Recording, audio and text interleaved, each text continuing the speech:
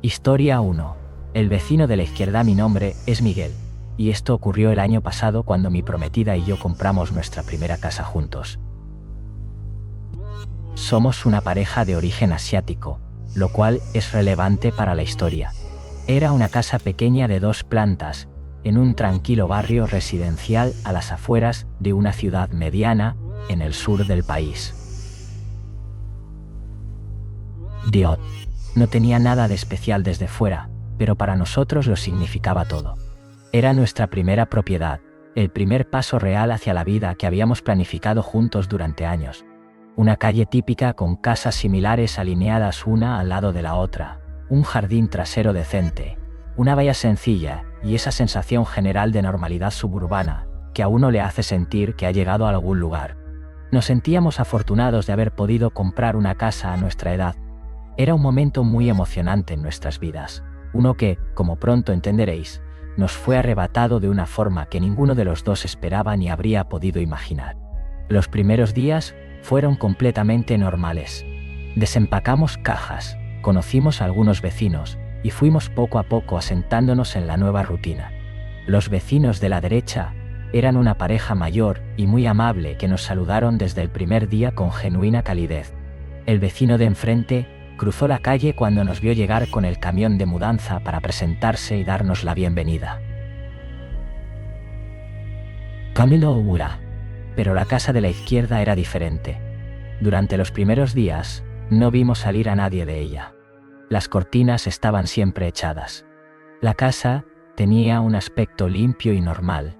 No había nada visualmente perturbador en su exterior, pero siempre parecía oscura por dentro, como si no hubiera nadie, aunque había un coche aparcado en la entrada. La única señal de vida que notamos fue una tarde en la que vimos a alguien de pie frente a la ventana del salón. Fisto. Mi prometida y yo estábamos descargando bolsas de la compra del coche cuando ella me susurró algo al oído. Miré hacia la casa de la izquierda y vi a un hombre de pie detrás de la cortina, medio oculto pero claramente observándonos. Nos saludó. En el momento en que se dio cuenta de que lo habíamos visto, se apartó de la ventana y desapareció en la oscuridad del interior. Era raro, sí, pero no le dimos demasiada importancia. Hay personas que son simplemente reservadas o socialmente torpes. No todo el mundo tiene por qué salir a saludar a los vecinos nuevos. Durante la semana siguiente empezamos a notarlo con más frecuencia. No fuera de la casa, sino dentro. A veces, cuando salía por las mañanas a trabajar, lo veía de pie junto a la ventana del salón. Mi prometida me contó que lo había visto en la ventana del piso de arriba cuando salió a recoger el correo. Cada vez que lo notábamos, parecía estar mirándonos, pero nunca de forma sostenida. En cuanto nos devolvía la mirada, desaparecía. Rápido, como si no hubiera estado allí. Una noche ocurrió algo que nos puso incómodos de una forma que ya no pudimos ignorar. Eran cerca de medianoche y yo estaba preparándome para acostarme cuando pasé por delante de la ventana de nuestro dormitorio. Nuestra habitación daba directamente hacia su casa. Miré casi por inercia y lo vi. Estaba en su ventana del piso de arriba. Pero esta vez no estaba medio escondido detrás de la cortina.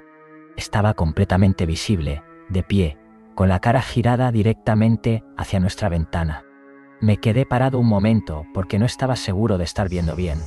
Pero en cuanto se dio cuenta de que yo lo había visto, se apartó hacia atrás y desapareció. Recuerdo que le dije a mi prometida entre risas: «Genial, nuestro vecino es un mirón». Lo dije con humor para quitarle hierro al asunto, pero en el fondo me había sentido incómodo. A la mañana siguiente, el hombre vino a nuestra puerta. Era la primera vez que lo veíamos fuera de su casa. Llamó con educación y se presentó como Gonzalo. Se disculpó por si había parecido que nos espiaba la noche anterior.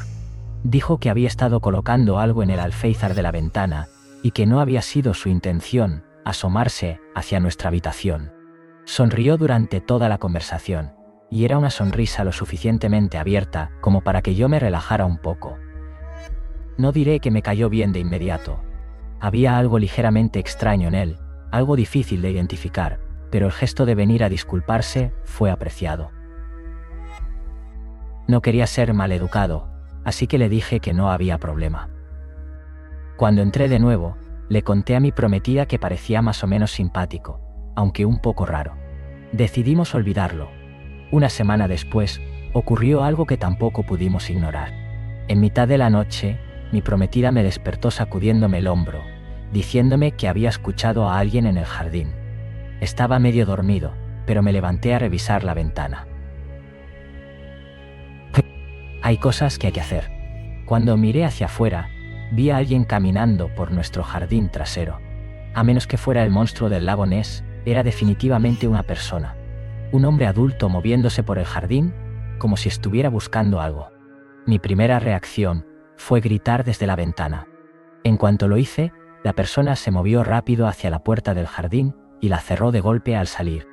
Como todavía no teníamos nada de valor en el jardín trasero, más allá de algunas herramientas de jardinería básicas, no pensé que alguien estuviera intentando robar. No salí afuera porque no me sentí seguro haciéndolo solo de noche. Eventualmente mi prometida y yo volvimos a la cama, aunque con una sensación de inquietud que tardó en disiparse. Unos días después, ocurrió de nuevo. Mi prometida me despertó, diciéndome que escuchaba ruidos en el exterior. Esta vez, los dos los escuchamos con claridad.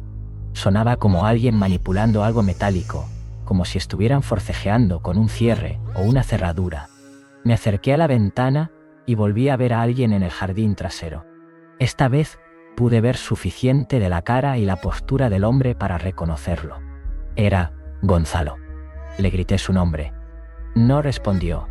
Simplemente se marchó como si nada hubiera pasado. Esta vez sí salí afuera. Revisé el jardín, luego los laterales de la casa. Respiré hondo y me dije que tenía que enfrentarme a esto directamente. Fui a la puerta de Gonzalo y llamé. Abrió en cuestión de segundos, lo cual me indicó que estaba completamente despierto. Sonrió como siempre y empezó a reírse mientras me decía que sí, que había sido él en el jardín. Dijo que estaba espantando a unos chicos que siempre saltaban las vallas del barrio y que los había pillado pasando desde su jardín al nuestro. Dijo que ocurría constantemente y que ya me acostumbraría. Siguió sonriendo durante toda la explicación, pero había algo en esa sonrisa que no cuadraba. Algo que había detrás de ella. Vi odio en sus ojos. Lo juro, Diando. Dasen mentido, mendianaskian. No discutí con él. Le dije que entendía y volví a casa. Pero por dentro no me creí ni una sola palabra. Al día siguiente, vino de nuevo y nos invitó a cenar en su casa ese viernes. Pensamos que aceptar podría al menos reducir la tensión y establecer una relación de vecindad cordial. Fuimos a su casa alrededor de las 7 de la tarde. En cuanto entramos, el ambiente se sintió incómodo. Gonzalo parecía bastante ebrio y fue bebiendo más vino a medida que avanzaba la noche. Dijo que había pedido comida china y soltó un comentario extraño del tipo: sé que les encanta la comida china, seguido de una carcajada. Fue haciendo pequeños comentarios pasivo-agresivos durante toda la velada. Cuando llegó la comida y nos ofreció ayuda para poner la mesa, casi gritó que no. Toda la cena fue tensa. Y a medida que seguía bebiendo, fue dejando caer la máscara poco a poco. Los comentarios pasaron de pasivo-agresivos a directamente hostiles. Dejó claro que no le agradaba que una pareja asiática se hubiera mudado al barrio. Al principio intentamos ignorarlo, esperando que parara. Pero fue subiendo el tono, trabajándose a sí mismo hasta llegar a la rabia. Empezó a hablar de la historia del barrio, de cómo siempre había sido un lugar de determinado tipo de gente. Nos dijo que había sido él quien había entrado en nuestro jardín esas noches, sin negarlo, sin intentar disimularlo. El punto culminante de la noche fue cuando nos gritó que no éramos bienvenidos allí y que el barrio no era para personas como nosotros. No dijimos nada. Nos levantamos y nos fuimos. Caminamos de vuelta a nuestra casa lo más rápido que pudimos sin correr. No hablamos hasta que estuvimos dentro con la puerta cerrada con llave. No sabíamos qué hacer, así que fuimos a hablar con los demás vecinos. Llamamos a varias puertas preguntando por Gonzalo. Algunos se quedaron sorprendidos cuando les contamos lo que había pasado. Otros no se sorprendieron en absoluto. Varios nos dijeron que Gonzalo era un alcohólico cuya mujer lo había dejado años atrás. Eso no nos ayudó a sentirnos mejor, porque seguíamos viviendo a su lado. Intentamos evitarlo después de aquello. No mirábamos hacia su casa. No salíamos al exterior a menos que fuera imprescindible. Pero, ¿cuánto tiempo puedes evitar a tu vecino de al lado? Cada noche se sentía tensa, como si pudiera estar mirando o volver a entrar en nuestro jardín. Entonces, una noche alguien lanzó un ladrillo a través de nuestra ventana del salón. El cristal estalló por toda la habitación. Los dos saltamos de la cama al escucharlo. Cuando bajé corriendo las escaleras, el ladrillo estaba en el suelo. Sin nota, sin nada. Solo el ladrillo y el cristal roto. Sabíamos que había sido Gonzalo. No podía haber sido nadie más, pero no teníamos pruebas. Presentamos una denuncia policial. La policía fue a hablar con él, pero lo negó todo. Actuó confundido y dijo que no tenía nada que ver. La policía no pudo hacer nada más que documentar el incidente. Hablamos de instalar cámaras y quedarnos a luchar, pero la verdad es que estábamos agotados mentalmente y teníamos miedo de que algo peor ocurriera si nos quedábamos. No llevábamos ni 2 meses en esa casa cuando empezamos a hacer las maletas de nuevo. No podíamos vivir al lado de alguien que nos odiaba, que había entrado en nuestro jardín de noche y que había lanzado un ladrillo contra nuestra casa. Antes de irnos, presentamos otro informe explicando todo. La policía dijo que mantendría vigilancia sobre la situación, pero no nos sentíamos protegidos. Abandonamos esa casa y ese barrio lo más rápido que pudimos. Papampante. Dejamos atrás el hogar que creíamos que sería el primer capítulo de nuestra vida juntos. Todavía pienso que si nos hubiéramos quedado, al final habríais escuchado hablar de nosotros en las noticias.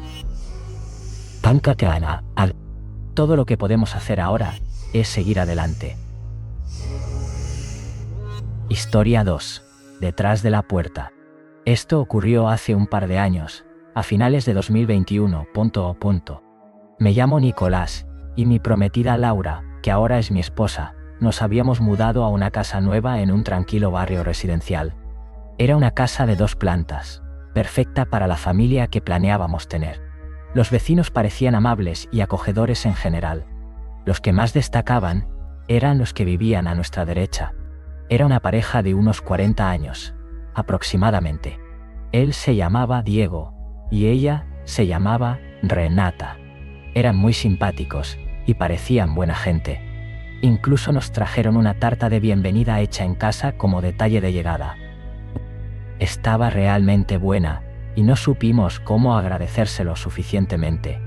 Las primeras semanas en el nuevo barrio fueron buenas. Todo era tranquilo y apacible, hasta que empezamos a notar cosas extrañas relacionadas con Diego y Renata. Una noche, alrededor de las 11, escuché gritos procedentes del exterior. Me asomé a la ventana del dormitorio y me di cuenta de que venían de su casa, como si estuvieran discutiendo. No podía verlos directamente por el ángulo de las casas. Eventualmente vi a Renata salir a toda prisa hasta su coche y marcharse. Mi nota. Después de eso, todo quedó en silencio. Le conté a Laura lo que había visto, y lo atribuimos a una discusión de pareja, algo completamente normal. Nos preocupó un poco porque parecían personas tan tranquilas, pero toda pareja tiene sus momentos. Más adelante, esa misma semana, Laura y yo llegábamos a casa juntos cuando, al bajar del coche, escuchamos gritos procedentes de su casa de nuevo. Tenían la puerta principal abierta, pero la mosquitera cerrada, así que los escuchábamos con bastante claridad, aunque no podíamos distinguir las palabras. Como no era asunto nuestro, lo ignoramos.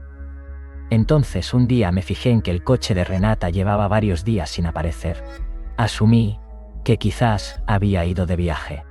Diego seguía allí porque su coche permanecía aparcado y lo veía salir de vez en cuando.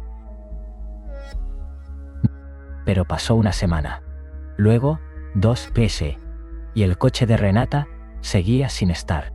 Laura también lo notó, y pensó que quizás se habían separado, lo cual tendría sentido, dado lo de las discusiones.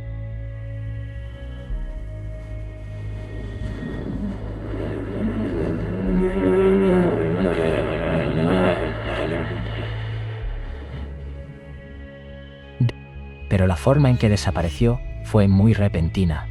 Un día estaba su coche, al día siguiente, no ponte. Y Diego empezó a comportarse de manera extraña. Cada vez que nos veía, intentaba evitarnos. No saludaba, como hacen los vecinos, normalmente. Y las pocas veces que hablé con él, hablaba rápido y trataba de terminar la conversación lo antes posible, como si estuviera nervioso o tuviera prisa por volver dentro. Algo no cuadraba. Después de 3 semanas sin ver a Renata, decidí ir a preguntarle a Diego cómo estaban las cosas. Laura argumentó que no era asunto nuestro y que lo dejara, pero la curiosidad pudo más. Sabía que él estaba en casa porque su coche estaba allí. Llamé al timbre. Tardó casi 3 minutos en abrir y cuando lo hizo, tenía un aspecto desmejorado.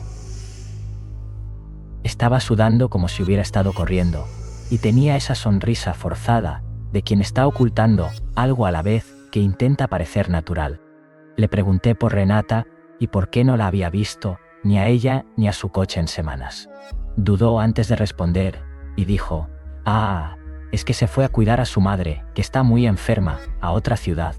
Lo dijo de una manera que no me convenció, pero no insistí. Podría haberlo creído si no hubiera estado comportándose de forma tan extraña. Le pregunté también por qué sudaba tanto, y dijo que había estado haciendo ejercicio arriba. Hablaba muy rápido, atropellando las palabras, como alguien que necesita que la conversación termine cuanto antes. Hola, deseante. Y entonces ocurrió algo que me heló la sangre. Escuché una voz gritar desde algún lugar dentro de la casa. No pude ubicar exactamente de dónde venía, pero estaba casi seguro de que era una voz de mujer pidiendo ayuda. Le pregunté qué era eso. Diego respondió rápidamente que tenía una película puesta arriba y se le había olvidado pausarla. Lo que no tenía ningún sentido, porque acababa de decirme que había estado haciendo ejercicio arriba. Me limité a decirle que de acuerdo, que ya hablaríamos, y me fui. Volví a casa y le conté todo a Laura. Ella estaba tan preocupada como yo y me dijo que llamara a la policía. Lo hice y pedí permanecer en el anonimato, aunque Diego probablemente sabría que había sido yo. Le dije al operador que había escuchado algo en casa de mi vecino y solicité que hicieran una verificación de bienestar. Eventualmente llegó un coche patrulla. Unos 10 minutos después, escuché sirenas y vi 5 coches de policía y una ambulancia. Laura y yo salimos corriendo afuera. Había agentes por todas partes. Diego estaba siendo sacado esposado, mientras a Renata la llevaban en una camilla hasta la ambulancia. Más tarde supimos lo que había ocurrido. Diego y Renata llevaban una relación de abuso que había escalado hasta extremos terribles. Diego la había tenido encerrada en el sótano durante semanas, un sótano que yo ni siquiera sabía que existía. Cuando escuché ese grito mientras hablaba con él en la puerta, resultó que la había apuñalado 5 veces porque había hecho ruido cuando él le ordenó que se callara mientras atendía la puerta. Eso explicaba el sudor, los nervios, las prisas por terminar la conversación. Renata no sobrevivió. Falleció un par de horas después en el hospital. Mientras los agentes metían a Diego en el coche patrulla, me miró directamente y dijo: «Sé que fuiste tú quien llamó y te vas a arrepentir».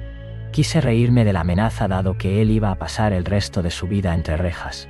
Pero la situación era demasiado horrible para encontrar nada gracioso en aquel momento.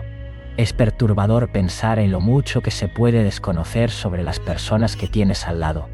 Diego parecía un vecino normal, amable, alguien que te trae una tarta cuando te mudas. Y sin embargo, detrás de esa fachada, había algo que ninguno de nosotros habría podido imaginar. Un par de noches después del incidente, me desperté en mitad de la noche. La habitación estaba oscura. ¡Pums! Tardé un momento en que mis ojos se ajustaran, y entonces lo vi. Una silueta de pie junto a la cama. A medida que mi visión fue haciéndose más nítida. Reconocí la cara. Era Diego. Me dijo exactamente lo mismo que me había dicho mientras se lo llevaban. Sabía que ibas a arrepentirte. Llevaba un cuchillo en la mano. Intenté hablarle con calma, pedirle que se tranquilizara, que pudiéramos hablar, pero no respondía. Me fui pegando al cabecero de la cama tanto como pude. Y entonces se abalanzó sobre mí. Grité y me desperté. Estaba jadeando.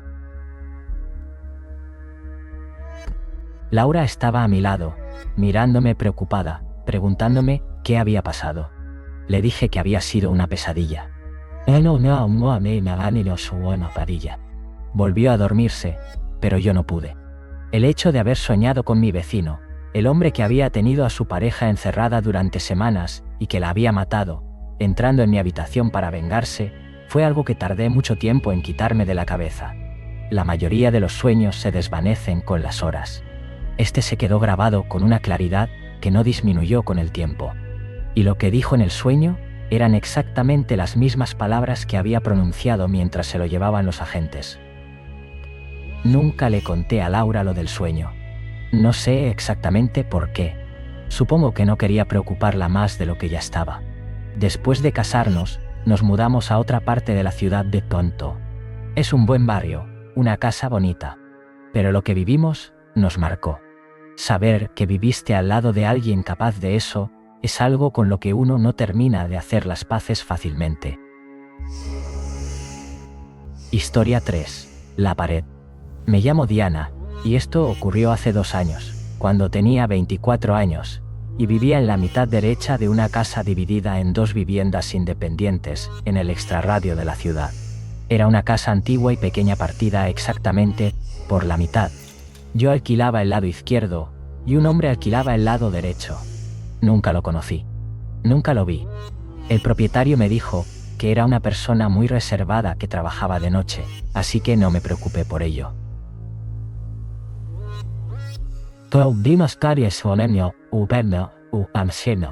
Mi dormitorio estaba en el piso de arriba, y la pared de mi habitación era la misma pared que separaba mi cuarto del cuarto del vecino. Si pegaba la oreja a la pared, a veces podía escuchar movimientos tenues al otro lado. Pero eso es completamente normal en este tipo de viviendas. La primera semana no ocurrió nada extraño. Trabajaba muchas horas, llegaba a casa agotada, comía algo sencillo y me iba directamente a la cama. Simplemente estaba contenta de tener mi propio espacio. Y entonces, una noche, estaba tumbada en la cama mirando el móvil cuando escuché lo que parecía ser un hombre hablando, pero no con su voz normal. Era una voz aguda, como alguien hablando, en un tono artificial y forzado. Era débil, venía desde el otro lado de la pared, pero la pared era tan fina que daba la sensación de que la persona estaba en la misma habitación. No podía entender lo que decía. Solo era esa voz extraña y alta murmurando. Intenté ignorarlo. Quizás estaba al teléfono o viendo algo. Eventualmente el murmullo paró y me dormí. Unos días después, el murmullo volvió, pero esta vez era más alto y claramente era un hombre hablando. Pegué la oreja ligeramente a la pared y escuché. No sonaba como si estuviera hablando por teléfono. Sonaba como si estuviera hablando solo. No sabía si reírme o inquietarme un poco. Para bloquear el ruido, me tapé con la manta. Tenía que madrugar al día siguiente y necesitaba dormir. Creo que esa fue la primera noche en que me di cuenta de que no me gustaba vivir sola en ese sitio. 2 semanas después, empezaron los golpes. Estaba tumbada en la cama, medio dormida, cuando escuché 2 golpes en la pared justo a la altura de mi cabeza, tan cerca que me sobresalté como si alguien me hubiera tocado físicamente. Me senté en la cama y esperé en silencio unos momentos. Y entonces llegaron otros 2 golpes idénticos desde el otro lado. No era el sonido de una casa sentándose, eso lo supe de inmediato. Me aparté de la pared y me quedé sentada en la cama temblando. Seguí esperando escuchar algo más, pero quedó en silencio. Quise golpear de vuelta, pero me di cuenta de que reconocerlo probablemente lo empeoraría. A la mañana siguiente, me dije que estaba exagerando. Durante la semana siguiente los golpes continuaron. A veces suaves, a veces más fuertes, siempre de noche, siempre cuando intentaba dormir. Una noche se prolongaron tanto que me puse los auriculares y encendí un ventilador a máxima potencia para no escucharlos. Recuerdo estar tumbada pensando en lo fina que era la pared, en lo cerca que estaba su habitación, en lo cerca que estaba él. Podría estar literalmente a menos de 1 metro de mí. Pero los golpes todavía podían tener una explicación. Quizás se apoyaba contra la pared y sin querer la golpeaba con algo. Quizás era accidental. Entonces llegó la noche que cambió todo. No la olvidaré nunca. Estaba tumbada de lado mirando hacia la pared. Tenía los ojos cerrados, pero no me había dormido todavía. La habitación estaba oscura salvo por la luz de la farola de la calle, filtrándose por las persianas.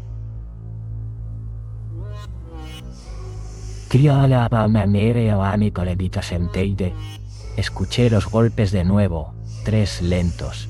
Mantuve los ojos cerrados e intenté no reaccionar. Y entonces escuché esa voz aguda y forzada a través de la pared, amortiguada, pero no tanto. Pude entender cada palabra con suficiente claridad. Dijo: ¿qué estás haciendo ahí dentro?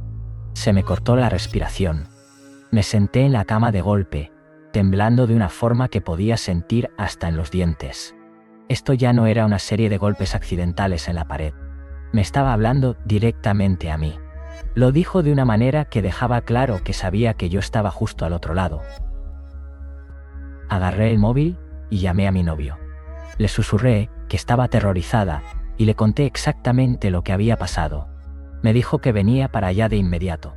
Me quedé sentada, con las luces encendidas, hasta que llegó.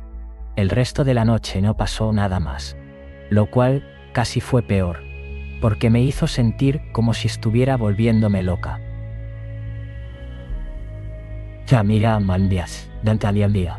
Como si el vecino supiera que ya no estaba sola. Durante unos días todo estuvo tranquilo. Empecé a pensar que quizás había malinterpretado algún sonido, pero entonces llegó la noche que me hizo salir corriendo de la casa. Todavía tengo pesadillas con ello. Estaba completamente dormida. No sé qué hora era cuando me desperté, pero fue de golpe, como si algo me hubiera sacado del sueño de un tirón. Me senté ligeramente en la cama, y entonces empezaron los golpes contra la pared, como alguien tamborileando los dedos justo al lado de mi cabeza. Grité sin pensar. Le chillé a quien fuera que me dejara en paz.